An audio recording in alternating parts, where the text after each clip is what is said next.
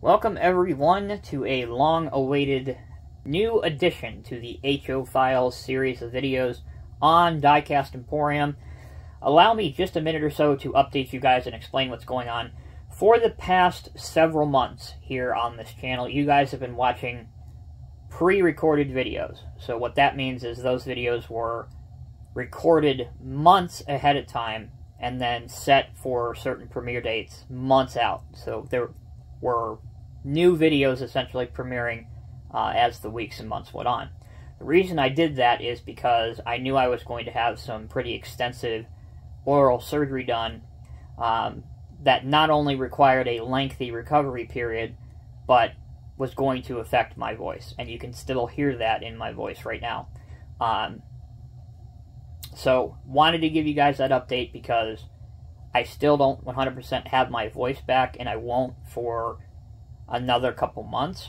So I'm not going to go into detail. I'm not here to piss and moan about what's going on in my personal life. But if you guys want to watch this video with the sound turned off or muted, feel free to do that. For the rest of you, if I sound kind of funny, it's because I sound kind of funny. And I wanted to give you a reason why. So, that's done. Let's go ahead and start the video.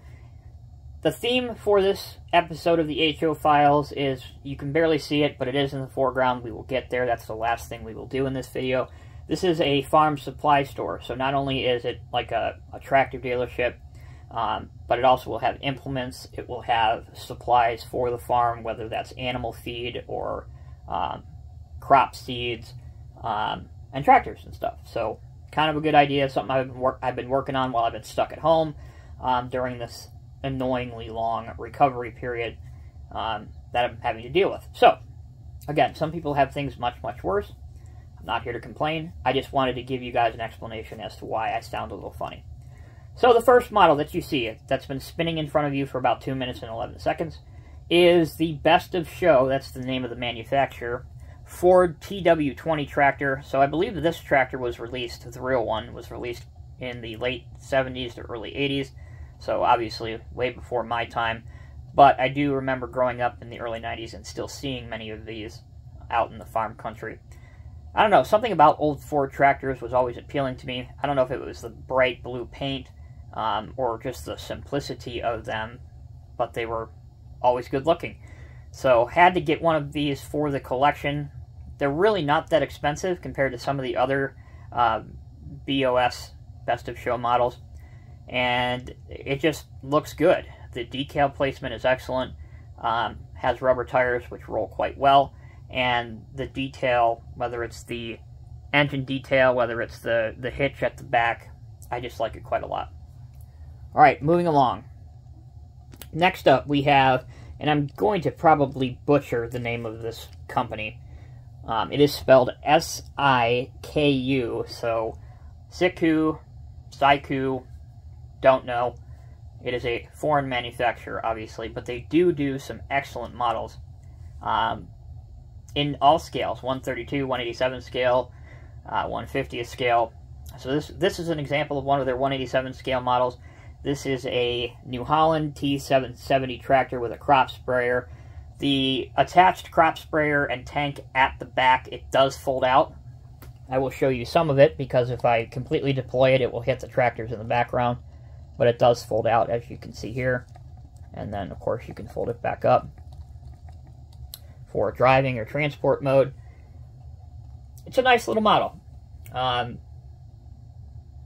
much else to say about it.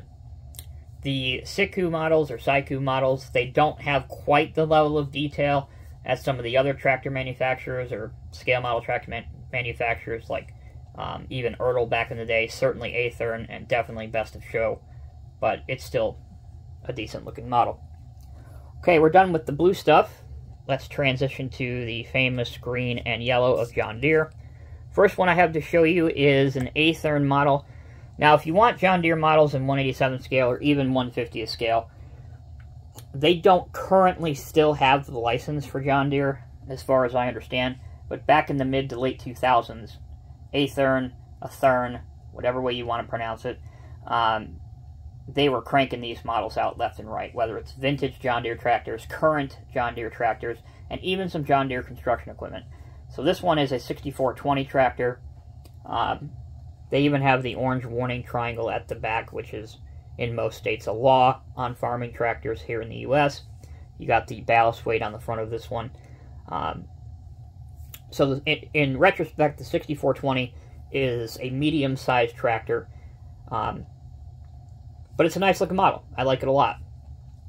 I'm going to leave it up there as I tell you about this model, which is a Siku John Deere 6920, 6420, 6920. So you can see the size difference between the two. Very similar tractors, but obviously the 6920 is noticeably larger. So we'll let that spin around one time. And you can see how the color is slightly off depending on the manufacturer. Ziku versus Athearn or Athearn. So there you go. Alright, next up we have a vintage Ertl model, which is currently the company that holds the largest John Deere license. This is a Ertl 8300, I believe. So this would have been released back in the mid to late 1990s. These are out there. You can Google them. You can look them up on eBay. They're very easy to find. I would not say that they're that expensive. They're out there if you want them. What's kind of annoying is the hitch, or really lack thereof, at the back. It's just a single hole.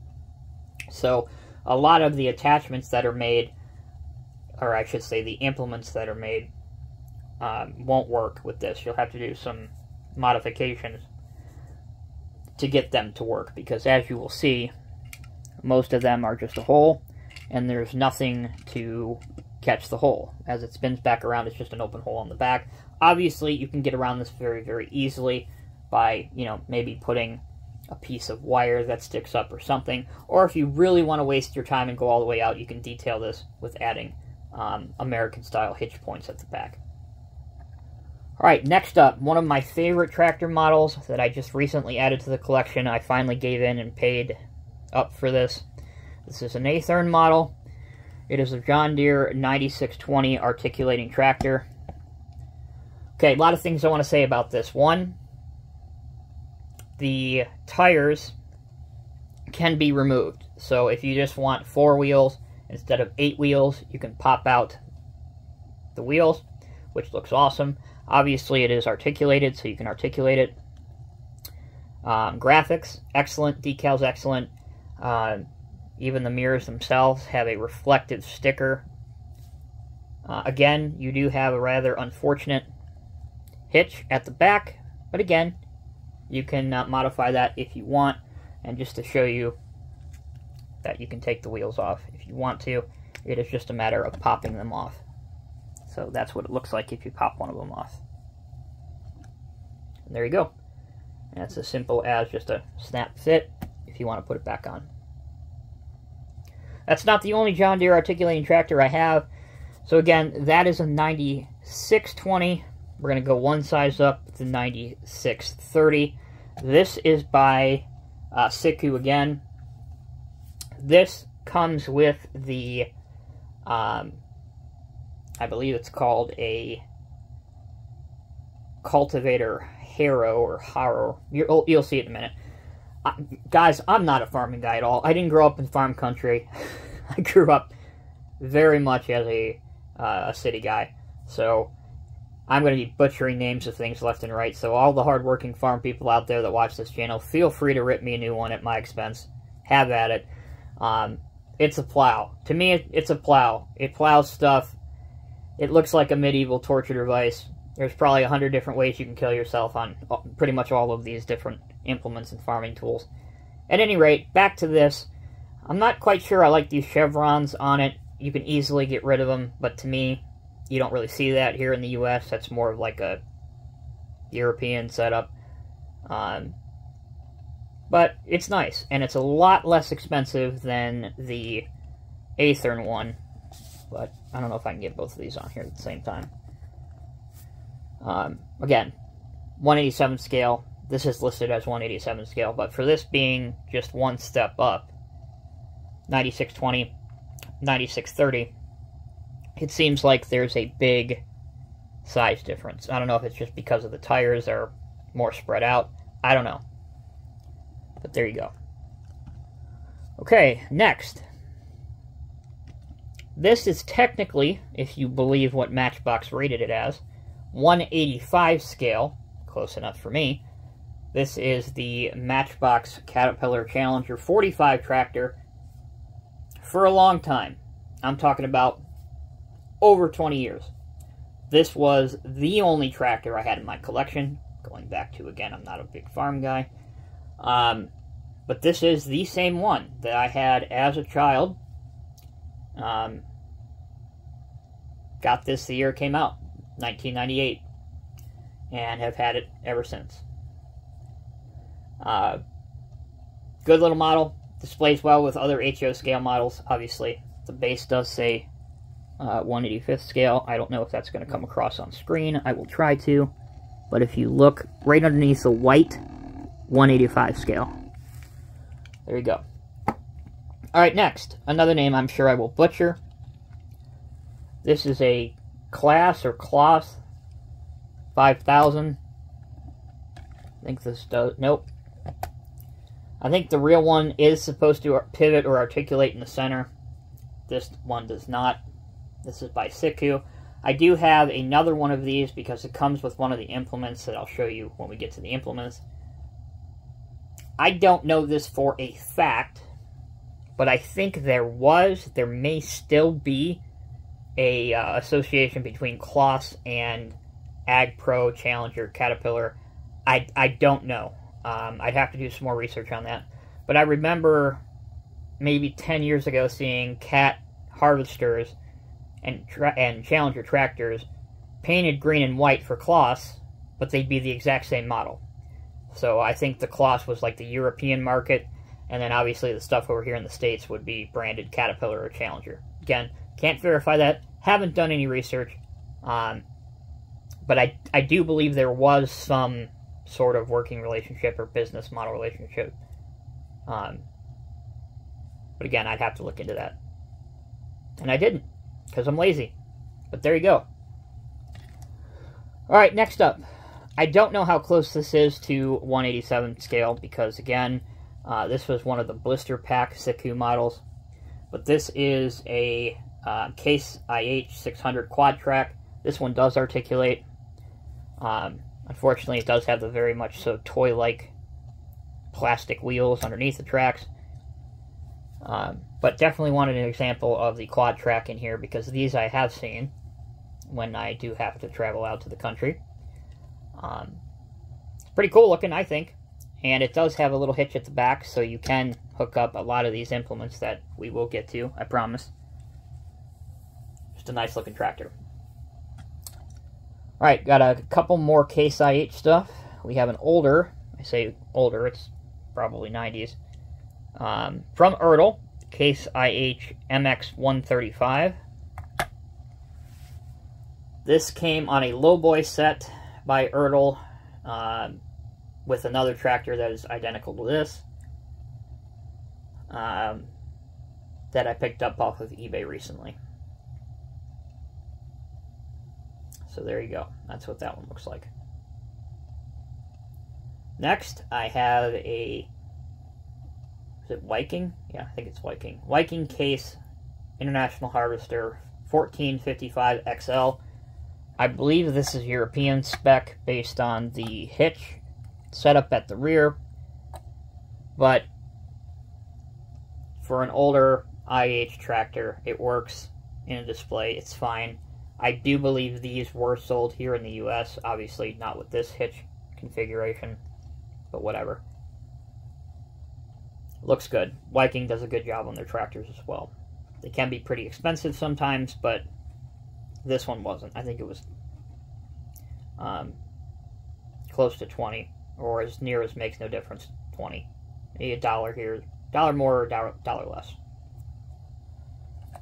Alright. Now for one that you diehard HO fans are going to be like, what? No way. So this is my Matchbox Real Working Rigs crop sprayer.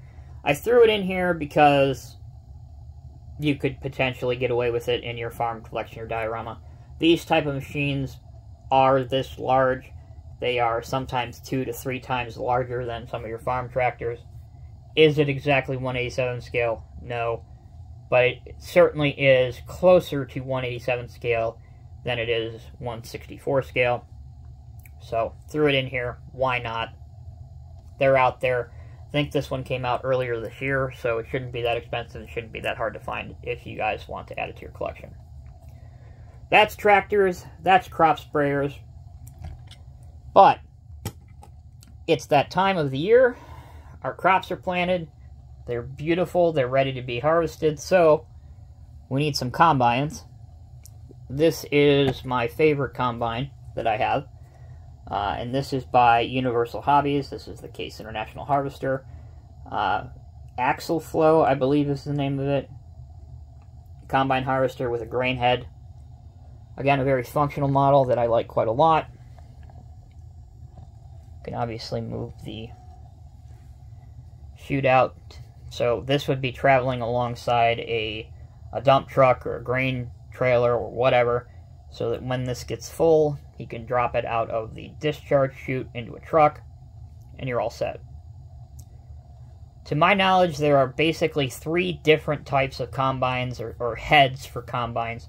So this is a grain head. You'd have a corn head, which would have little jagged edges on it. And then you'd have I believe it's a forage type harvester. So I don't have a forage type harvester, nor do I have a corn harvester to show you. The only 2 that I have in my collection are that one, the Case one, and then this cat, Lexon 480 combine. This one came with a grain head again, and not a corn head, but it's on its trailer at the moment, seen here. Let's see how well I can screw this up live on camera. But it's sitting on the little cart that it would tow behind the combine while it's en route. There you go. That's why I left it on there. But this turned out great. This was a kit, plastic kit, not a ready-made model. So there you go. One last type of machinery here at our little dealership. Again, another name I'm sure I will butcher. I've never seen these here in the States. I know that they do have I know that they are sold here in the States, particularly in the North. Siku Manito, potentially. Farm telehandler. There you go. Does have some pretty decent functionality. And obviously this would be moving maybe some waste hay or some animal waste, whatever. But telehandlers are very useful on farms. So that's why it's here. Alright, we're going to pause momentarily. And when we come back, we'll take a look at the implements. And eventually we'll get to the building in the background. Alright, welcome back everyone. Thank you for sticking with me. First attachment, or implement, is a some sort of a plow. Does something. This is the Siku Amazon Centaur cultivator harrow, or harrow. I'm assuming this would be used to plow a field in preparation for seeding it. But it does fold out like that, and it does go behind a tractor. Kind of neat. There you go. It says the name of it right here. Kind of hard to see, but it is there. So I'll let you see that. There's the underneath of it as I nearly drop it. Rubber tires, which is really cool. Alright, here is this, the other cloths that I have, pulling a vacuum slurry tanker, so that's the vacuum slurry tanker. I can't seem to get this to open up, so, nor can I seem to get it unhitched from the tractor. I know it does come off because the pictures show it coming off, but I can't seem to get it off.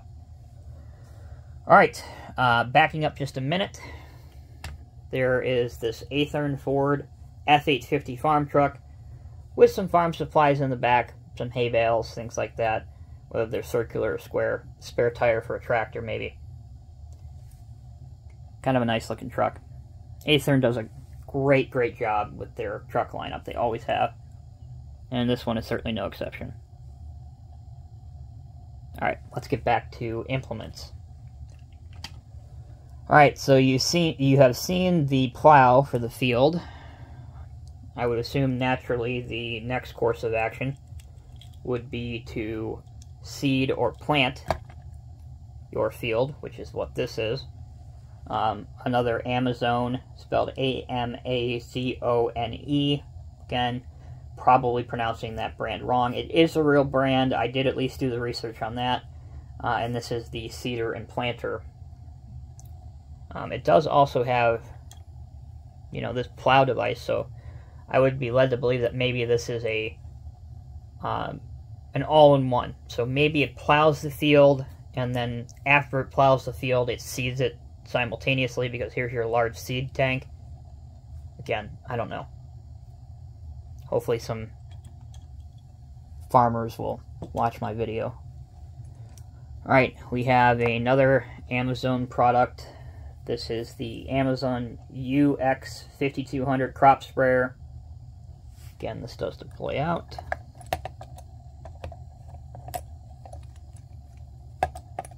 Here. And then fold back in for transport.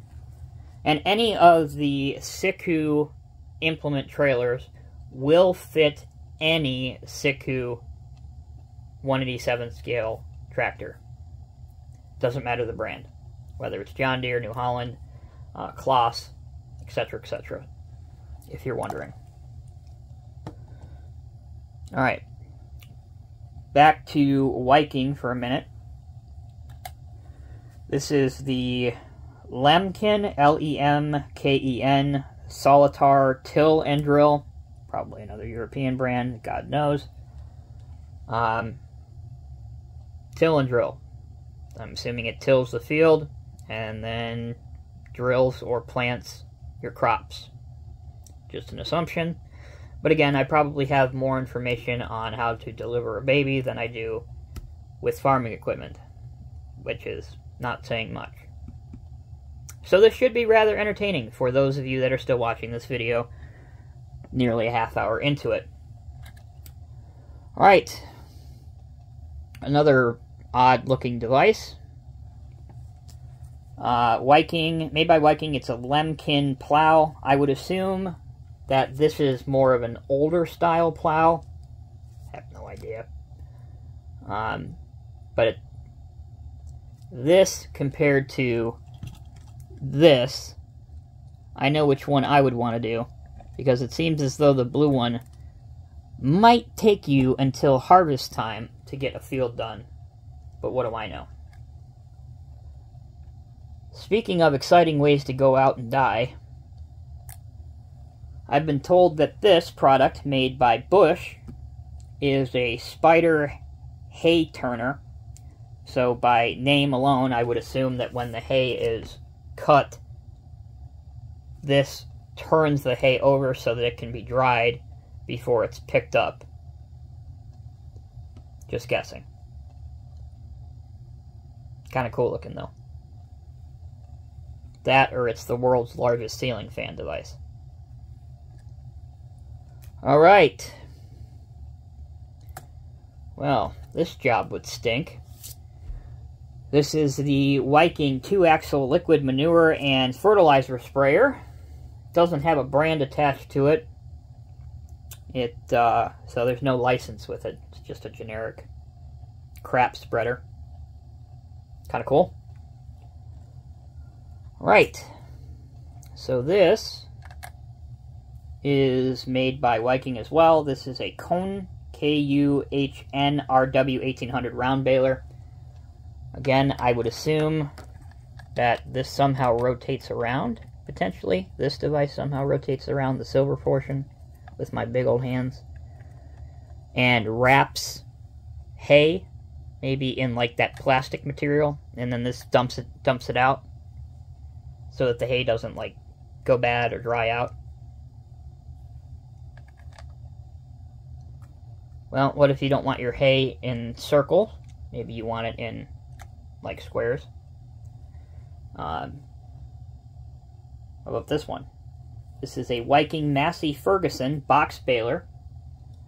So essentially the same thing. I guess this would go along after the, or go behind the Hayturner device, and then pick up the hay, and then it would discharge it into square bales. Like this, for example. Hopefully you guys can see that.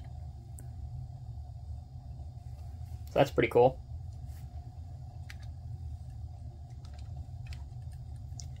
Alright. And then we have this trailer, which is a Siku John Deere 990 hay baler, which is also a circular device. There you go. This does come with the... where is it? This does come with the large John Deere tractor, I believe, by Siku. So kind of cool there. Alright, finally done with hay. Now we need to get it to market. So this is made by Busch. This is a small farm cart with dried or round baled hay. Pretty detailed. I really like how they did this. This is exactly how you would buy it from Busch. This is not, you know, some extra hay that I went and bought and glued it on there. This is exactly how the cart comes, direct from the manufacturer. Got this off Amazon. Thought it looked pretty good.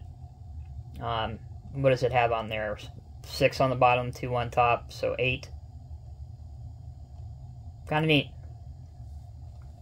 Alright, and for the last implement, another thing I've had since my childhood, just this cat farm trailer. It does have an auger in the center of it. Alright, friends, that's it for vehicles. I will pause for one more time and the final time, and when we come back we'll take a look at the Menards building, and then we'll end the video. Alright, for the final part of this diorama or scene, I have the Menards plug-and-play Chip-Away Valley Farm Supply Building, or just simply CVFS. This does, if you have one of the plug sets that you can get from Menards, this does light up. Plug it in there. Or, this is what I love about Menards buildings, if you have a permanent display or train layout, you can plug it in through the bottom and hide it through your table, if you want to cut a hole through your table. Either way is fine. As for the details, you have 2 large bay doors for truck loading and delivery. There's no less than 3 figures that come with it, so presumably 2 customers and maybe a 3rd guy that works there. Every Menards building, whether they're 1/87 scale or 1/48 scale, comes with the Menards mascot, which is Jack the German Shepherd. The walkway looks really, really good. The bags behind here, hard for me to make out what they are, but I would assume that they're some sort of crop. Some sort of crop or animal feed, something like that. There's your large blue door. And then, of course, you have your sign here.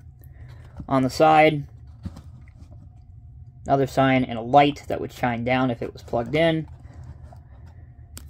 Here's another rear access for truck loading and offloading. Here's another figure.